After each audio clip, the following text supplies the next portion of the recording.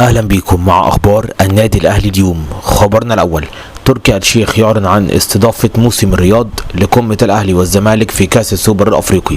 قال تركي آل الشيخ الاعلان عن اتفاقية مع رئيس الاتحاد الافريقي لكرة القدم الدكتور باتريس موتسيبي لاستضافة النهائي التاريخي لكاس السوبر الافريقي 2024 بين فريقي الاهلي والزمالك في موسم الرياض 2024، وسيتم نقل اللقاء المنتظر على قنوات MBC وبي إن سبورت. خبرنا الثاني: أول رد من الزمالك على الانسحاب من السوبر الأفريقي بعد مواجهة الأهلي في موسم الرياض.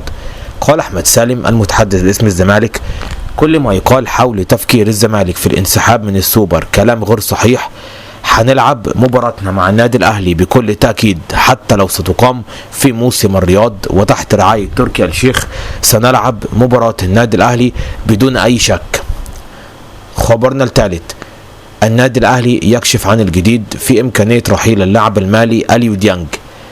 قال النادي الأهلي: هناك اتجاه للموافقة على إعارة أليو ديانج إلى الخلود السعودي، وهذا القرار بعدما تم الاتفاق مع اللاعب على تجديد عقده مع الأهلي. زي ما قلنا لحضراتكم، تجديد عقده مع الأهلي لمدة موسم واحد مقابل الموسم الذي سيرحله على سبيل الإعارة، والمقابل المالي في الإعارة لمدة موسم يصل إلى 500,000 دولار.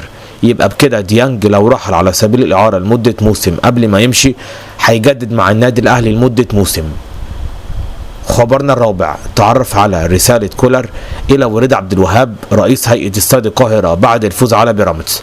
قال كولر: انتقدت استاد القاهرة، ولكن في لقاء بيراميدز واضح انهم عملوا بشكل جيد، وأوجه الشكر لجميع العاملين في استاد القاهرة، وأوجه الشكر لكل من عمل على تحسين أرضية الملعب. خبرنا الخامس: سامي قمصان يعلنها كبرياء النادي الأهلي ظهر في لقاء بيراميدز. قال سامي قمصان: المباراة أظهرت كبرياء وشخصية لاعبة النادي الأهلي والإصرار على التعادل ثم الفوز. الجهاز الفني يثق في قدرات الجميع. أوجه التحية لكل اللعيبة خاصة حسين الشحات وكذلك أفشة الذي يجتهد بشكل كبير.